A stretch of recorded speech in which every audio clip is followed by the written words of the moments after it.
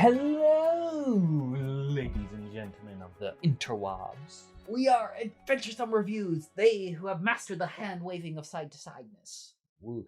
Whoosh, whoosh.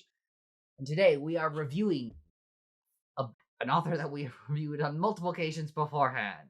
One you may or probably do not recognize as Wallace D. Peach. Oh, the inhumanity.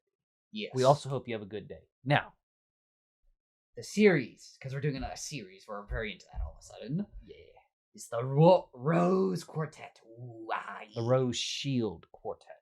Ignore him and his errors. You should do that. Yes. So, the first book in the Rose Shield Quartet was Catling's Bane, which we reviewed quite heavily. It featured a young maiden taken from childhood into an evil cabal of emotion-manipulating sorcerers. That is almost entirely incorrect, but okay. There were pieces of it that were correct. Okay, Just go watch the review and then talk about how wrong I am. the stand-up. Right, I feel we should touch on the first book just ever so slightly. I just touched on them. We should laud it a little bit to remind them of why we really like that book. We have a review for that. We just need to remind them of what happened in the book, which I basically just did. You practically gaslit the entire. I gave them the gist. There was magic, a female protagonist, emotion manipulating sorcerers. What more do you need? I suppose that has some merit. Anywho's, we're now reviewing books 2 through 4. Dun, dun, dun.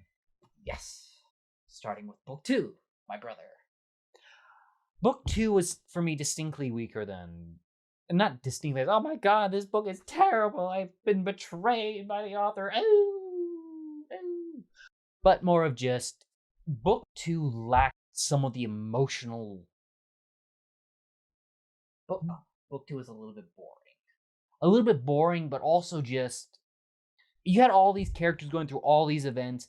The characters rarely had immediate emotional stakes in the events. You had Catling, and she was standing behind the queen doing nothing for 75% of the book.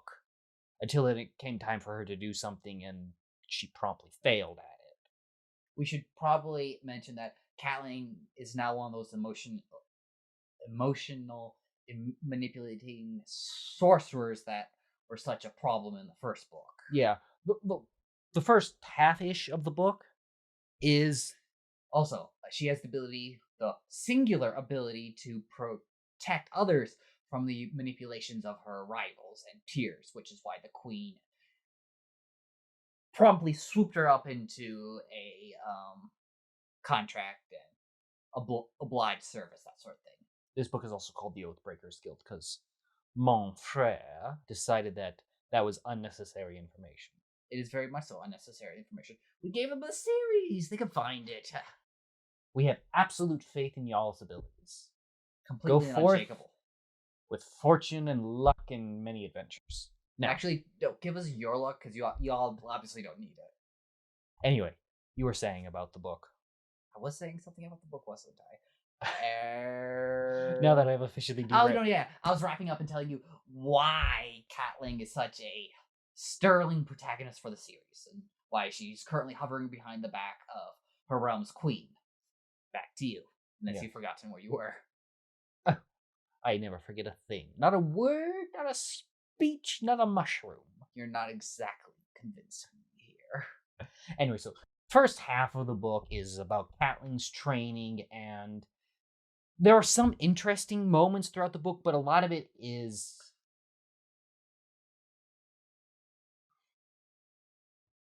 distant relationship building. She interacts with these other characters, but they're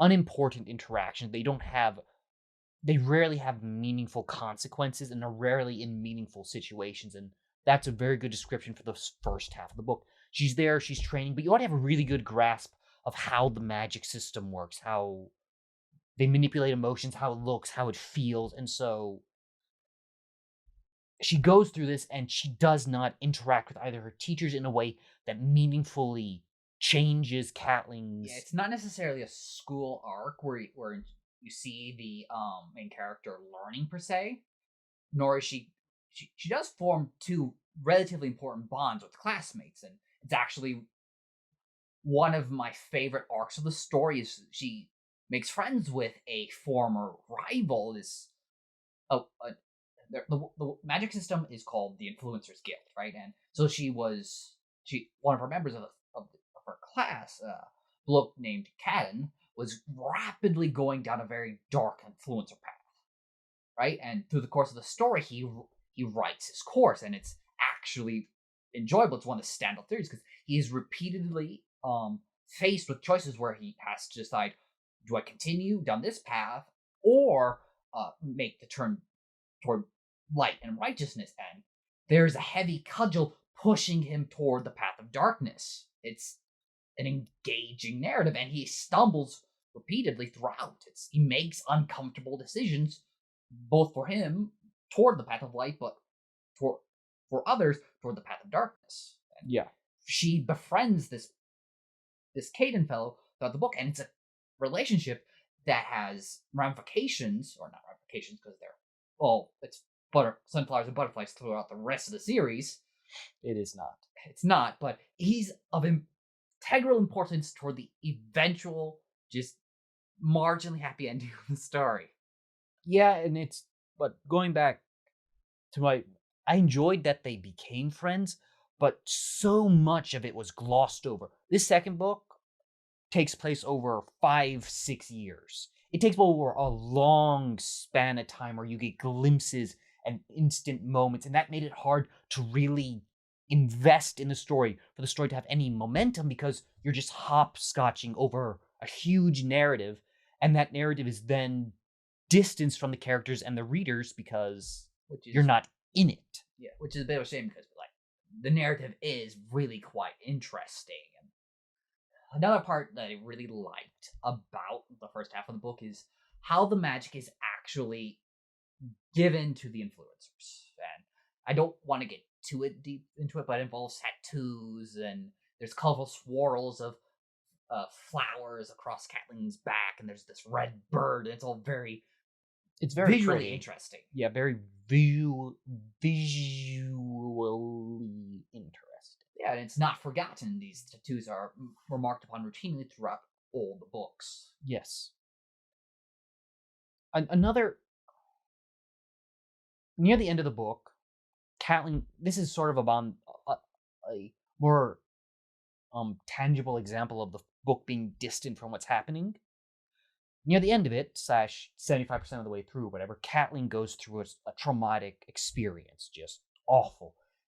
And her recovery from that experience is completely ignored. They go on a trip. You don't even spend any time on the trip, really. And then at the end of it, she's recovered. But what's more is the traumatic experience is also glossed over. You see the very start of it, and then you jump to the end of it when a character comes to rescue her. Yeah. And then the character slaps her on a boat, somebody waves healing fingers over her, and whoop, all done. And it's just, the book lacks the grit and the teeth it needed.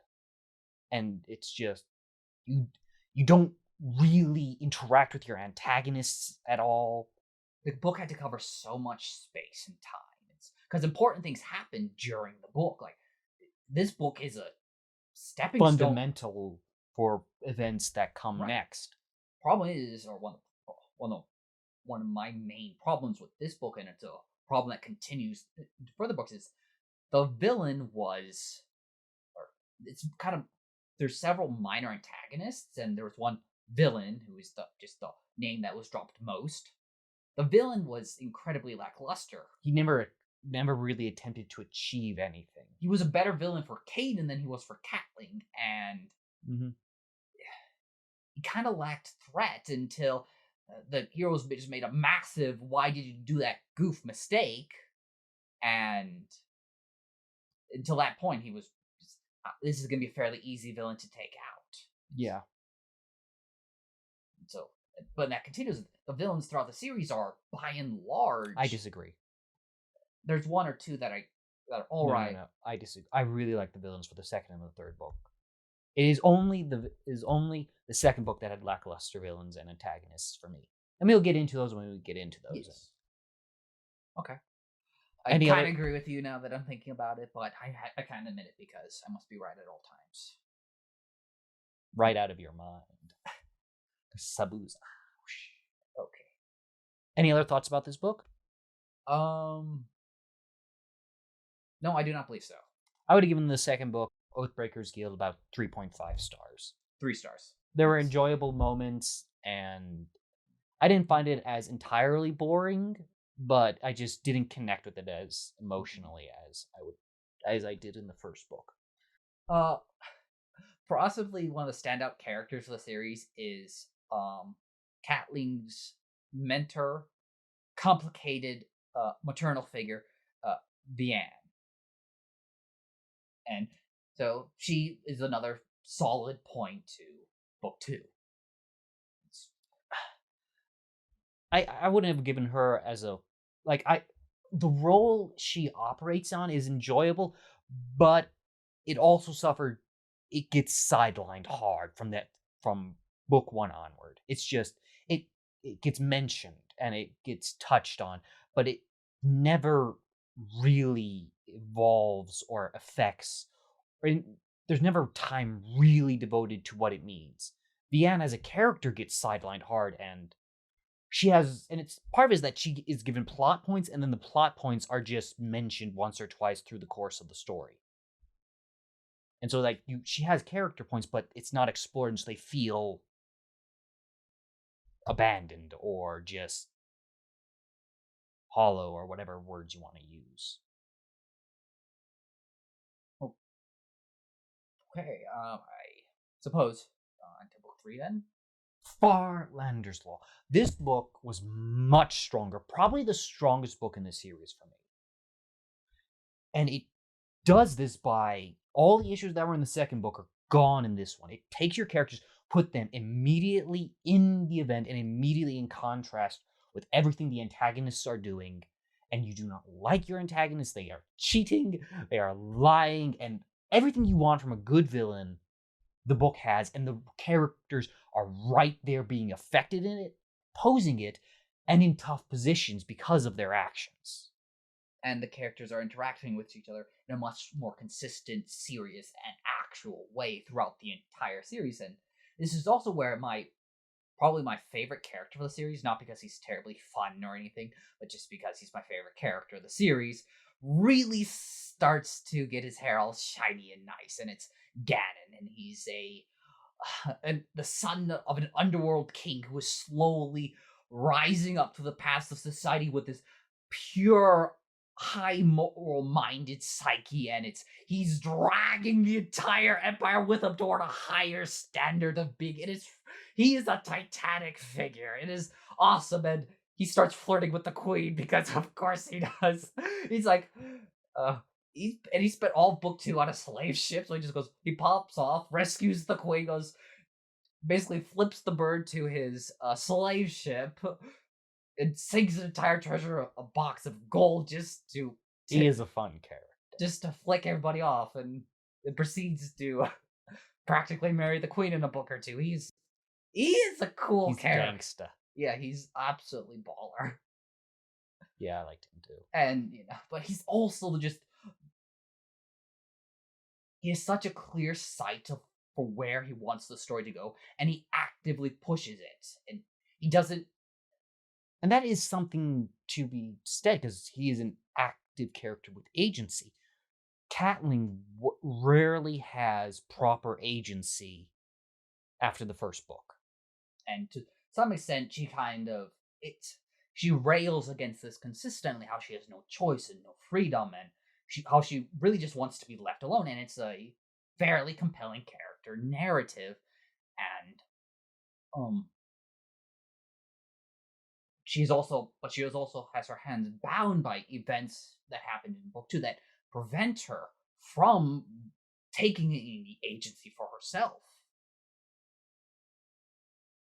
So she really has a raw deal in the world, and it's engaging, but it's also weakens her a little bit. But at the same time, you understand every decision she makes, and can't argue with her. Yeah. I don't actually have much more to say about the. We do need to touch on the coal tar a little bit. That's in the 4th book. No, but yeah, but they introduced really early on. They're in introduced in book the 1, first. and they come on into book 2, and it's this slow build toward their ascendancy in book 4. Spoilers. You will tell them nothing about the coal tar. The coal tar do not exist. We might need to talk about Wit's progression a little bit. Do we need to? Because it's a slow but kind of important thing. No. Oh, okay, actually, because there's something I want to talk about, right? So, in Catling's school of influencers, it's this, not small, but, down southern, sweaty, hot, broiling city, right? And everything's built mile high because that's just how the cities are. And on the outskirts of the city, there's this swamp of doom and death. And I actually really like the swamp of doom and death. It's a nice place. Right. And so earlier, you have crocodiles that people hunt people. You have rats that eat through ships. It's cool. Yeah. And so Wit, who is Catling's childhood friend and who has been kind of chasing after her for the past couple years, only to get sidetracked into becoming a soldier for the empire, not an empire, but soldier for the country, and come back now. And he finds his way into the swamp for a year or two. And the swamp is of integral importance because there's these, are they rivermen? Regardless, there's these Amazon tribes type people who live in the swamp, and anybody who comes into the swamp dies. It's just like blah, dead. Wit goes in there and and learns how to live in the swamp, and learns a little bit and started on his path toward becoming a faintly druidic type character, someone who's closely in tune with the world at large. And it's a fairly bright and large feather to his cap, the fact that he could survive in a place where that literally kills anybody who has not grown up here. Yeah. I mean, it's not just that you have crocodiles, it's that everything's poisonous, there's swamps, and... Yeah.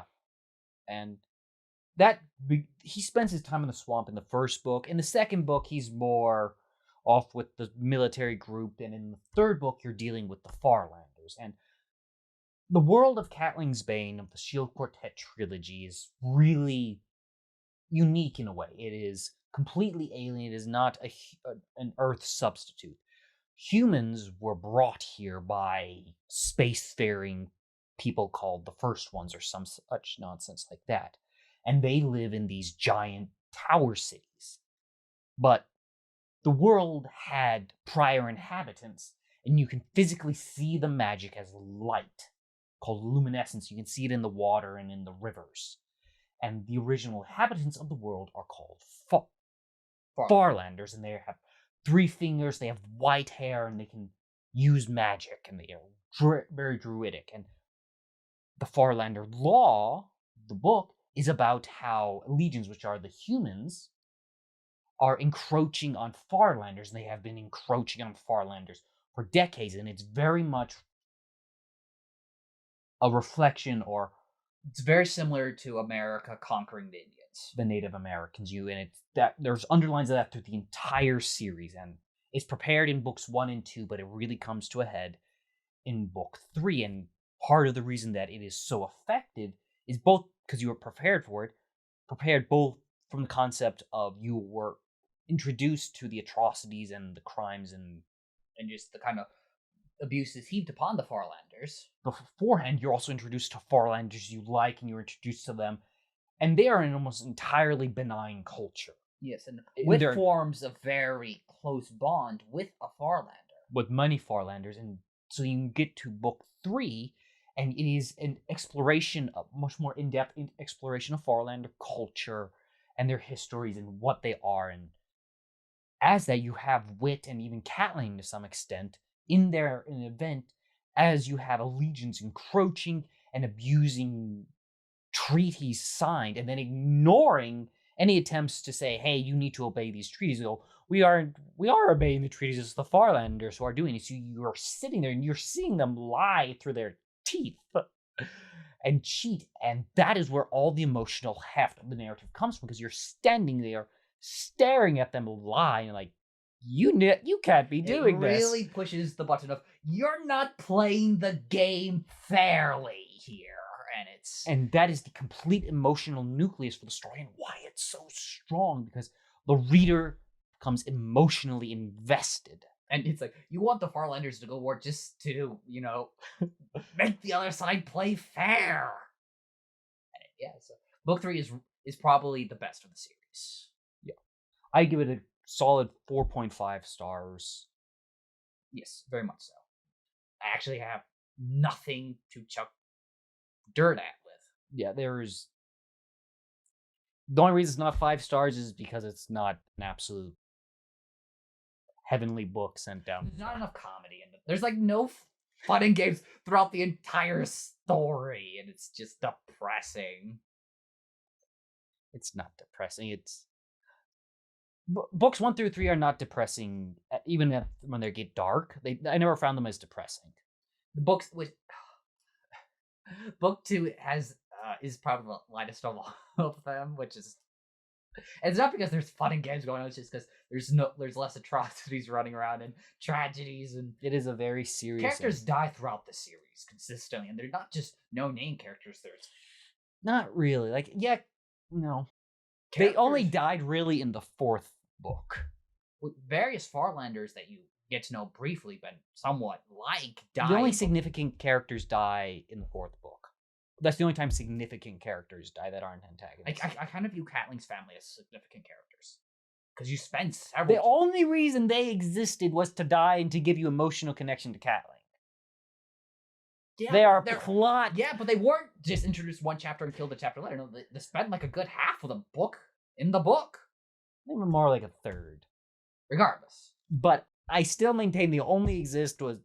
Oh, completely agree. I'm just saying that they were somewhat major. I'll give you they were 0.4, 0.5 significant characters. I'll take a 0.6%. Not 11%, but 0.6. Okay, that's like 60% of a real character. I do think that's a little bit generous because totally, especially compared to characters that die in 4th book. Yeah. Which we finally arrive at. Kari's reckoning. Kari and this are the earth spirits, or the world's god. There's only one goddess, but Kari are like just nature spirits that flop around and be magic and stuff. And alright, so in book 4, that's where the wars really start, because there's this other nation, right? Called the Koltar. There we are. Haha. And they have a standout feature wherein they are immune to the influencer's power, just like utterly. And it's thoroughly enjoyable because you have spent the last 3 books living in high terror of what the influencers can make somebody else do, because their power is inviolate, right? They easily control. It does not matter how strong of a will you have, they just control you completely, and nothing is off the table. They can make you do literally anything. Jump off a cliff, stab yourself, what have you. So then the Koltar come along, and they're just like walking around flipping the birds to all the influencers because they cannot be influenced, and it immediately cements them as a physical threat in the story. Yes. And so yes, the Koltar were a real threat from the get-go, and the story takes a long time letting them be a threat, which I enjoyed. They feel monumental to overcome because of how strong and inset they become and how many characters end up dying. And there's a certain level of it in that a lot of the characters dying, it felt a little bit pointless, more of, we have to make the Koltar threat characters have to die because this is a serious book, where a lot of the deaths didn't feel to have an immediate core purpose. The characters died, but the people killing them didn't have a purpose for killing them. I'm pretty sure one character died just so that Wit and Katlin could hook up at the end of the story. Yes. I found that incredibly irritating. Yes. Because at that point, why introduce the character in the first place? Yeah. So, and dipping back into the Koltars, the Koltar had a really nice scene wherein, because throughout this, the Coulter have been slowly coming to simmer throughout the entire series, all 4 books, right? And throughout this, you hear mention of the mysterious, the distant, the all-powerful ship lord who basically snaps his fingers, and the entire Coulter nation says, "Yes, sir, how high?" And so we are finally introduced to this titanic figure, and I actually found the scene really enjoyable because you have the Queen of Allegiance, and she is she's willful, moderately competent, and now firmly backed by the titanic force that is Ganon. Well, he's not necessarily a fighter, but he has he has the ability to convince the main populace of the nation to do what he wants. He is a very silver-tongued devil in that way. And so she's a potent force. It's just Catling behind her back, and the entire force of the Influencers Guild, which, basically control her entire country if they could want to. And so the Coulter ship lord, as I believe he is called, walks in, and on his side you have all his advisors and your shipmasters, and they're bedecked in gold and riches. And then he comes in, and he's in a white shirt, black pants, and he is big with very minimal gold, and I found it to be a very appealing introduction. And the differences between them is nice, and he doesn't necessarily speak eloquently, but he speaks well, and he has power, and it's just very enjoyable. Yeah. I don't really have a whole lot to say about the 4th book.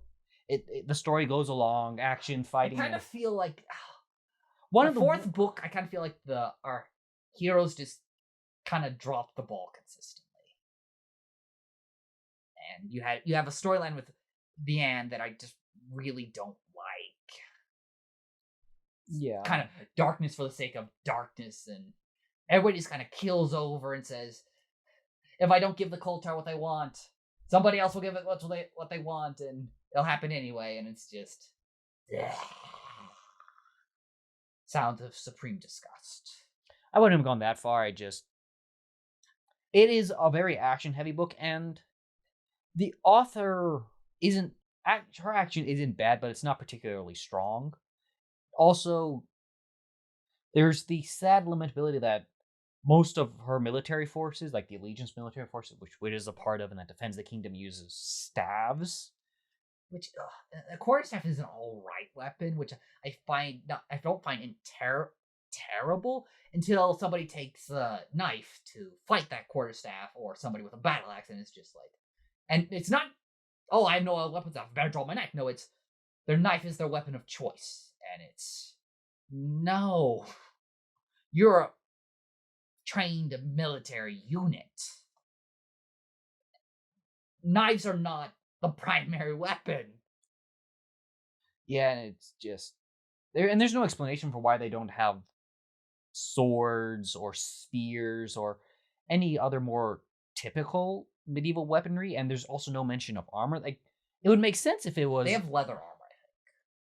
It would make sense if the author made a point of mentioning how iron as a resource was scarce, and so they had to rely on substandard equipment. But then the Coulter come in, and I believe the Coulter mostly use swords. Yes. But also, again, no armor. And so it's just... It ended up bothering me more and more as the series went along. That just no mention... Because barely any mention of armor. Mostly it was just mention of their greens and quarterstaffs and stuff like that. And they're not incompetent fighters. They go through rigorous training. Not that you see any of it once again, but still, they go through rigorous training, and they are relatively competent fighters. And the fighting is actually relatively balanced, where you don't have any superhuman figures running around tearing through 10 opponents at a single blow. Wit is challenged by fighting 1 or 2 people at a time, and he actually frequently has his butt saved by reinforcements coming in from a side street or what have you. It's not to that degree, it's very authentic, if somewhat dissatisfying, because you want Wit to be big muscles, very strong, very smart, which he kind of is, but kind of isn't. Yeah, and so anyway, the story resolves itself in the 4th book. You have your mostly happy ending, and Ganon becomes the king of the country because things, and which is a woo woo, go my man. And Caden finds his. Caden's like the one character that has an unequivocally happy ending. He's Well got a girl. deserved. Oh yeah, he goes through some. He doesn't go through a lot. Like Katlin goes through a lot more, but he's had a fairly tragic main character history past too.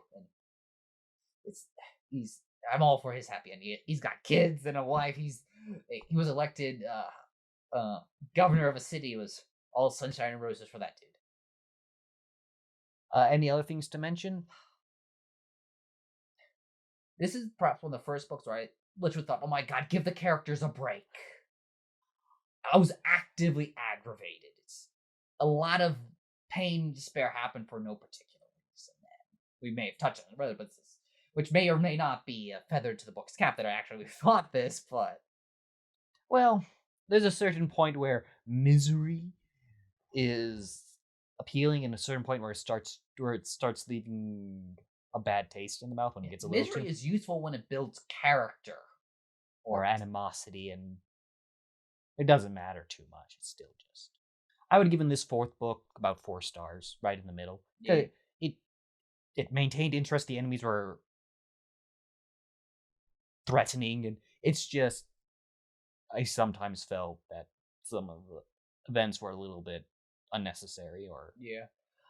As a whole for the series, though, this it did characters relatively well. Yeah.